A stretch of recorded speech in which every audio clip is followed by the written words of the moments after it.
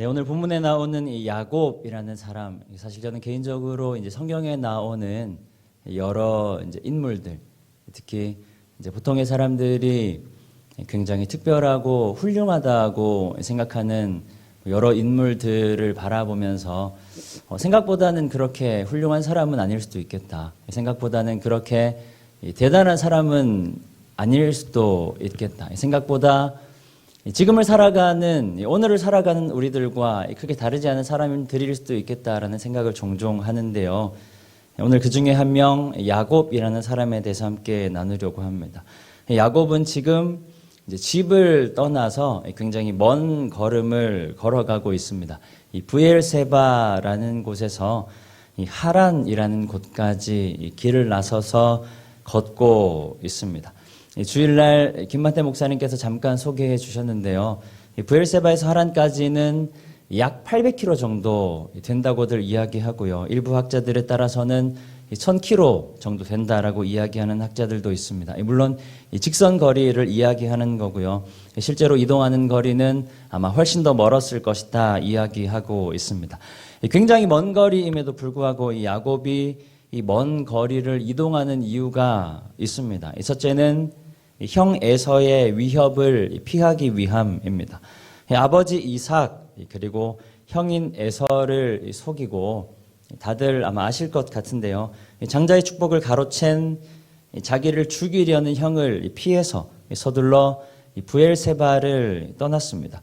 그리고 두 번째는 장자의 축복을 얻고 그리고 자신이 가졌던 모든 것을 다 잃어버렸기 때문에 새로운 삶의 터전이 있는 곳 하란에 다다르기 위해서 야곱은 브엘세바에서 하란으로 먼 길을 떠나 걸어가고 있습니다. 그런데 하란으로 가는 길이 생각보다 아마 야곱은 생각지도 못했을 것 같은데 아무튼 하란으로 가는 길이 생각보다 만만하지가 않은 거리입니다. 오늘 본문 10절과 11절 말씀 우리 한 목소리로 함께 읽겠습니다. 야곱이 브엘세바에서 떠나 하란으로 향하여 가더니 한 곳에 이르러는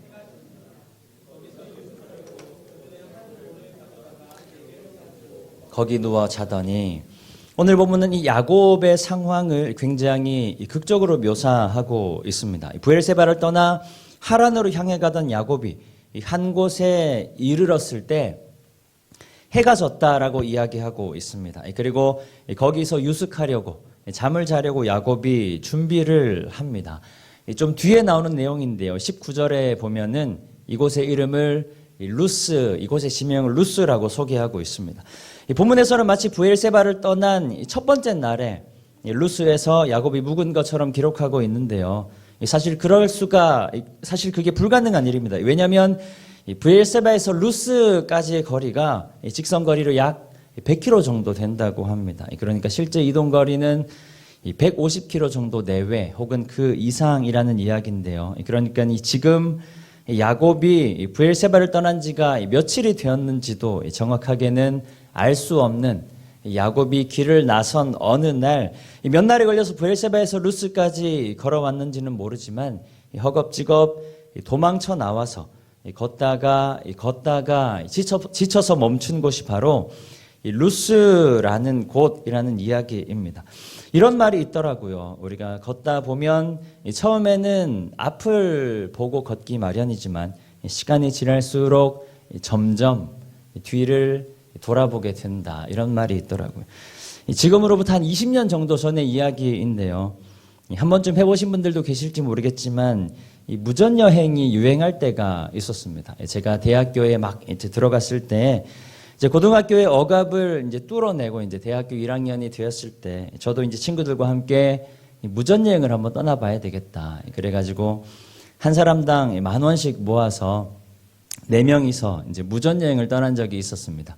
계획은 4박 5일간의 계획이었고요. 제가 이제 고향이 경주인데 경주에서 이제 지리산까지, 그러니까 지리산을 이제 전라도 쪽으로 해서 돌아서 오는 그런 계획을 짜고 나서 집을 나섰습니다. 그렇게 호기롭게 이제 집을 나섰는데 이게 생각보다 쉽지가 않더라고요. 그래서 굉장히 급하게 이동하고 또 이동해서 원래 계획은 4박 5일이었는데 4일 만에 다시 경주로 돌아왔습니다. 경주에서 대구, 그리고 고령, 함양, 뭐 처음 들어보는 것도 있으시죠. 남원, 곡성, 구례, 하동, 사천, 함안, 마산, 창원, 그리고 밀양을 지나서 다시 경주로 돌아왔던 기억이 있습니다. 지금은 굉장히 즐거운 기억인데요. 그때는 굉장히 힘들었습니다. 한 3일차쯤 되었을 때 일인데요. 우리가 마산에 있었습니다. 마산에서 잘 곳을 찾아야 되는데 우리의 주 타겟은 교회였습니다. 이제 좀 농촌 느낌이 나는 이 교회에서 문을 두드리고 들어가서 잠을 청하는, 이제 그때 당시 표현으로 이제 좀 운이 좋으면 밥도 얻어먹는, 네. 요즘 표현으로 좀 은혜가 되면 밥도 얻어먹는, 뭐 이제 그런 걸 노리고 이제 농촌 분위기가 나는 교회를 많이 찾아다녔는데요. 마산, 제가 그때 처음 가봤는데 이 마산이 생각보다 꽤 도시더라고요. 우리가 찾는 그런 교회를 잘 찾을 수가 없었습니다. 그러니까 밥을 얻어먹을 수 있는 교회 혹은 잠을 청할 수 있는 교회가 잘 안 보이는 거예요. 그래서 우리 눈에 보이기에 도심을 벗어나기 위해서 친구들과 저는 계속해서 걸었습니다. 처음에는 농담도 하고 그리고 도시 구경도 하면서 걸었는데 계속해서 걷다 보니까 이게 이제 힘들잖아요. 저희가 한 6시간 정도 걸었거든요. 점점 이제 말수가 줄어들기 시작하고, 그리고 6시간 정도 걷다 보니까 이제 해가 이제 뉘역 져가고 있었습니다. 그래서 저희가 찾다가 이제 급하게 찾은 곳이 당시에 이제 교회가 아니라 이제 파출소였습니다.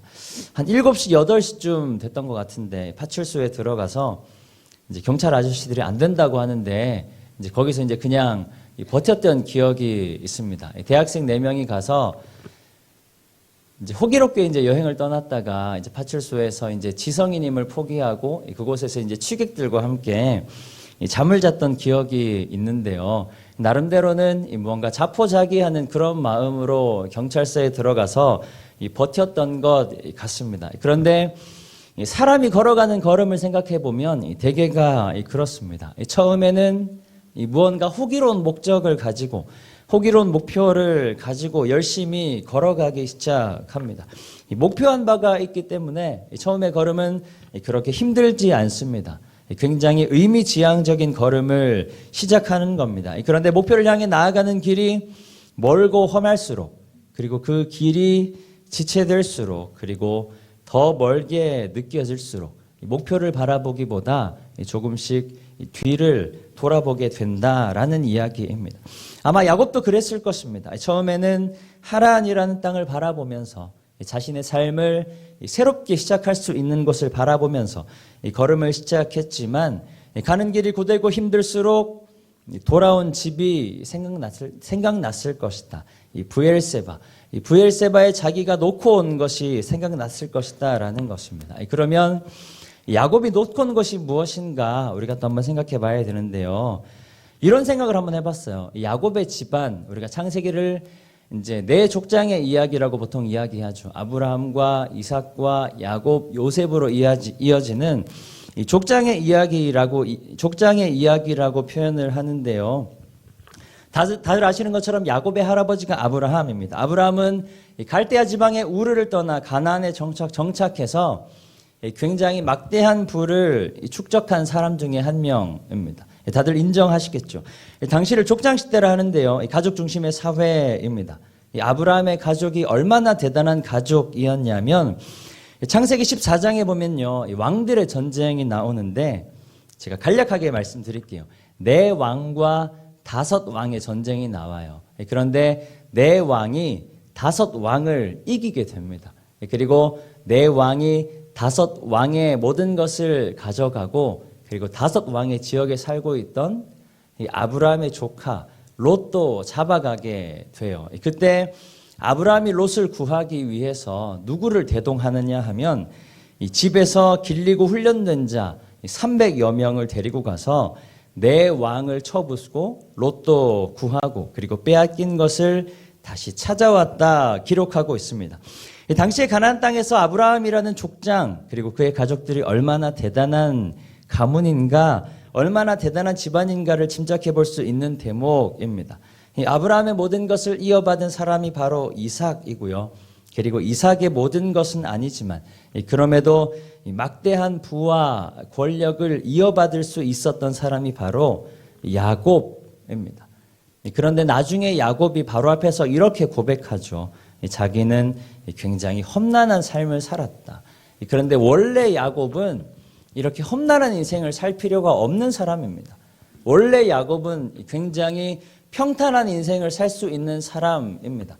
그냥 집에서 가만히 먹고 자고 일하고 쉬다 보면 할아버지의 그리고 아버지의 재산이 물론 형 에서에게 더 많이 가겠지만 자기에게 엄청나게 많이 돌아올 것을 기다리기만 하면 되는 사람입니다. 그리고 재산뿐만이 아니죠.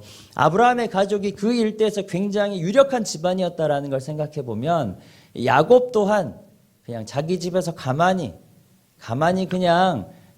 앉아서 살고 있으면 굉장히 부자가 될 수도 있고 그리고 굉장히 유력한 사람이 될 수도 있었다라는 이야기입니다. 그런데 야곱의 팔자가 언제부터 꼬이기 시작했냐면요. 야곱이 장자의 명분을 장자의 축복을 노리면서부터 야곱의 팔자라고 표현해서 죄송합니다. 야곱의 인생이 꼬이기 시작한 거예요.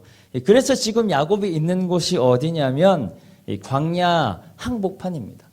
자신이 가질 수 있었던 부, 삶의 안락함, 그리고 삶의 안정, 자신의 모든 것들을 다 버리고 지금 야곱이 서 있는 곳이 광야 항복판입니다. 야곱은 굉장히 지쳐있는 상태고요. 지금까지 온 것의 10배 정도는 더 걸어야 자신이 원래 목표했던 하란에 도착할 수가 있습니다. 그런데 광야니까 이대로 걸어간다고 해서 하란까지 도착할 수 있을지도 물론 의문입니다. 손에 잡히지도 않는 장자의 권리를 위해서 자신의 모든 것을 다 잃어버린 야곱은 광야 한가운데서 하루아침에 홀로 지쳐 쓰러져 있는 처량한 신세가 되었다라는 것입니다. 오늘 보면은 야곱의 현재 상황을 이렇게 묘사하고 있습니다. 죄송합니다. 한 곳에 이르러는 해가 진지라. 야곱이 한 곳에 이르렀을 때 해가 졌다라고 묘사하고 있습니다. 이것은 야곱의 현재 상태, 야곱이 현재 처한 상황을 이야기하는 것이기도 하지만 야곱의 현재의 마음의 상태를 이야기하는 것일 수도 있겠습니다. 야곱에게 점점 어둠이 드리워지고 있다라는 겁니다.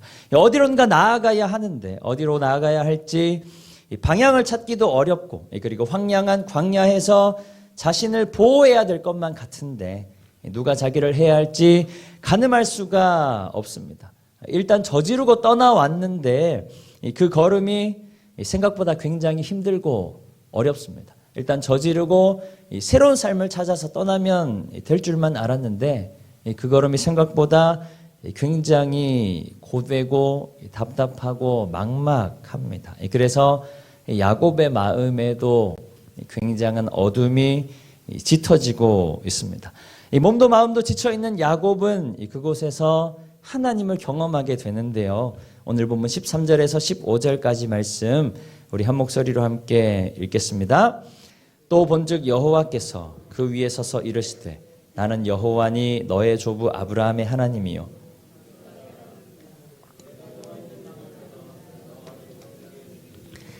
내 자손이 땅의 티끌같이 되어 내가 서쪽과 동쪽과 북쪽과 남쪽으로 퍼져 나갈지며 땅의 모든 족속이 너와 내 자손으로 말미암아 복을 받으리라. 내가 너와 함께 있어 내가 어디로 가든지 너를 지키며 너를 이끌어 이 땅으로 돌아오게 할지라. 내가 내게 허락한 것을 다 이루기까지 너를 떠나지 아니하리라 하신지라. 아멘. 장자의 권한 그리고 장자의 축복, 하늘의 축복을 사모하며 모든 것을 포기한 야곱에게 하나님께서 주신 말씀입니다. 네가 누워있는 그 땅을 너에게 주시겠다 말씀하시는 겁니다. 그리고 그 땅에서부터 자손이 티끌같이 되어 퍼져나갈 것이다 또 말씀하십니다. 그리고 마침내 너를 다시 이 땅으로 돌아오게 할 것이다 말씀하시는 겁니다. 사실 하나님께서 지금 야곱에게 말씀하시는 것은 야곱에게 가장 필요한 것을 주시겠다라고 말씀하시는 겁니다. 집도 그리고 땅도 가족도 모두 포기한 야곱에게, 그래서 외로이 광야에 홀로 남아있는 야곱에게 땅을 주겠다 말씀하시는 거고요. 그리고 또 땅은 곧 기업이니 너로부터 많은 기업이 나게 할 것이다 말씀하시는 겁니다. 믿음으로 걸었던 야곱의 곤고한 중에 응답하시는 하나님을 마침내 야곱이 경험하는 순간입니다.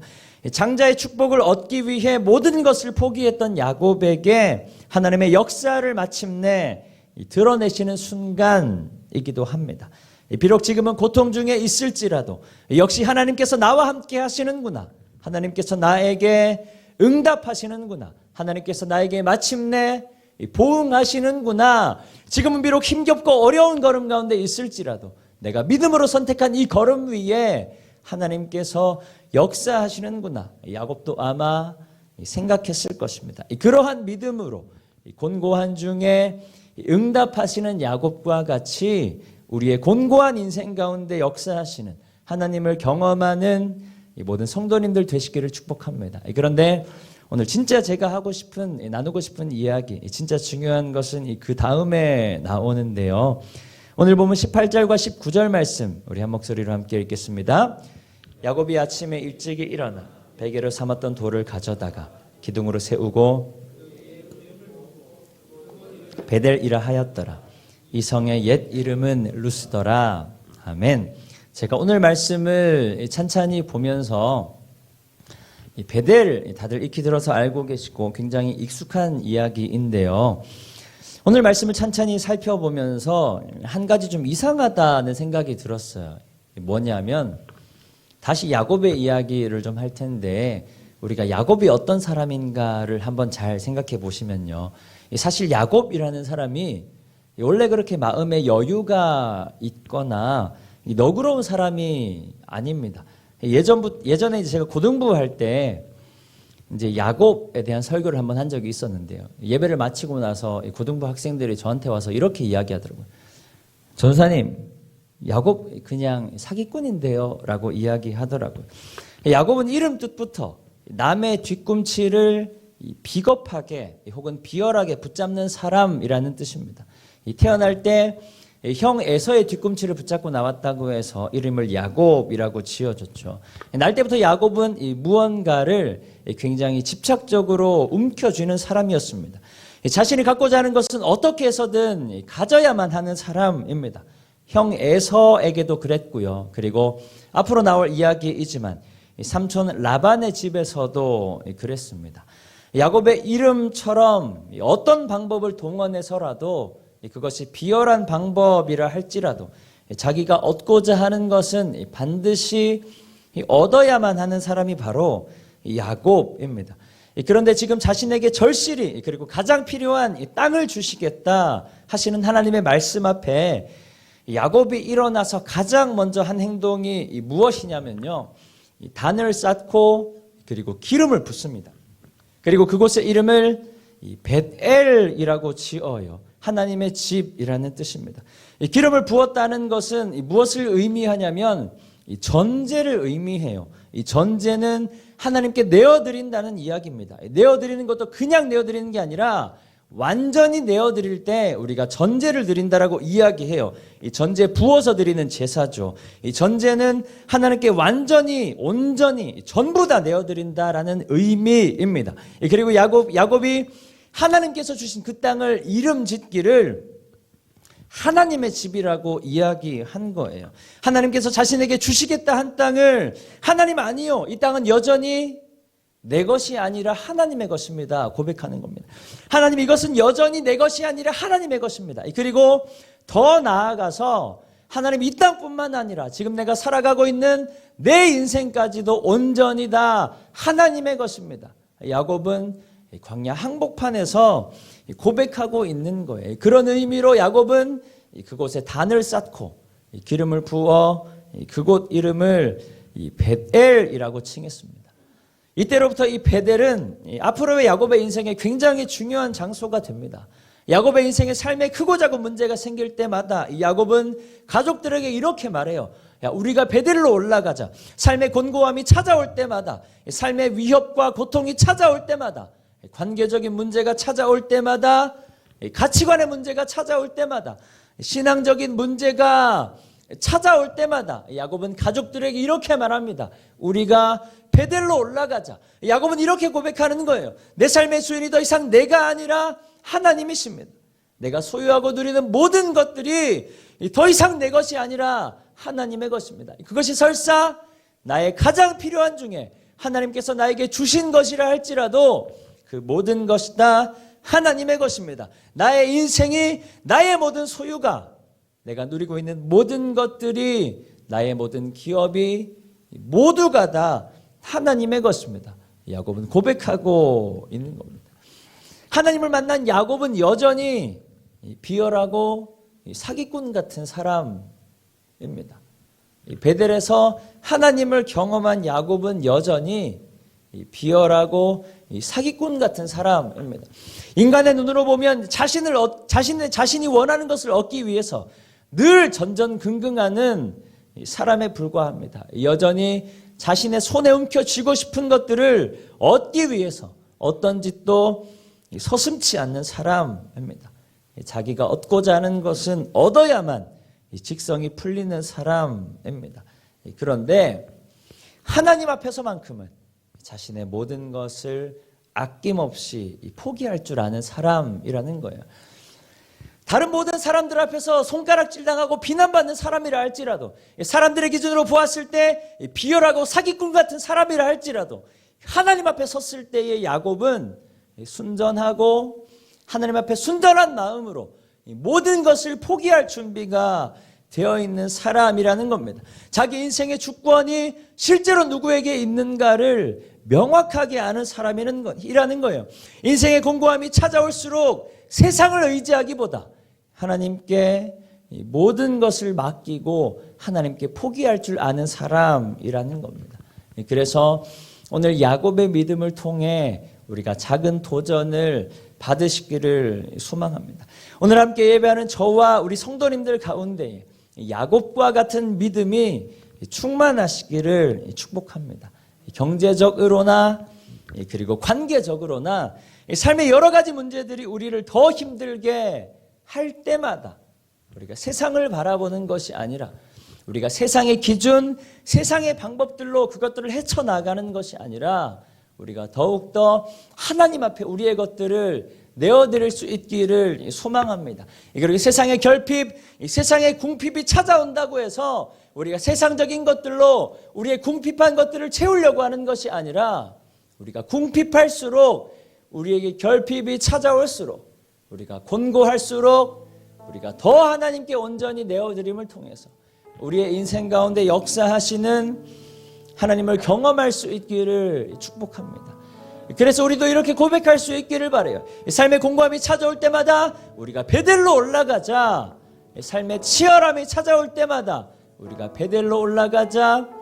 삶의 어려움이 찾아올 때마다 우리가 베델로 올라가자. 삶의 막막함이 찾아올 때마다, 삶의 두려움이 찾아올 때마다, 삶에 헤쳐나올 수 없는 수렁 같은 곳을 마주할 때마다 우리가 베델로 올라가자.